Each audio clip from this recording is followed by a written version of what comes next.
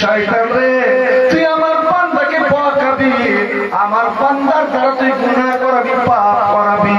ওরা জালসাতে আসবে আর জালসাতে এসে এই দুর্দশা মসজিদ, যে মসজিদ খানা খসে পড়ছে, অল্প ছোট্ট হয়ে গিয়েছে, মানুষ সময় খায় না, এই মসজিদ বানাবার উদ্দেশ্যে এইখানে জালসা আদা করেছে, কিন্তু তুই তাদেরকে দান করতে দিলি না, কারণ তুই তাদের অন্তরে ঢুকে তাকে বকালি। কিন্তু যখন ওরা বুঝে নিল যে আমি ভুল করলাম, কেন দান করলাম না, ও যদি সঙ্গে সঙ্গে বলে আস্তাগফিরুল্লাহ ওয়া আতুবু ইলাইহি, সঙ্গে শয়তান শোন, আমার বান্দা যতদিন পর্যন্ত, যতক্ষণ পর্যন্ত আমার কাছে ক্ষমা চাইতে থাকবে, আমি আল্লাহ তোর পাহাড় সমান গুনাহ জমিন থেকে নিয়ে আসমান পর্যন্ত যদি তার গুনাহ ছেয়ে যায়, পাপে ছেয়ে যায়, আমি আল্লাহ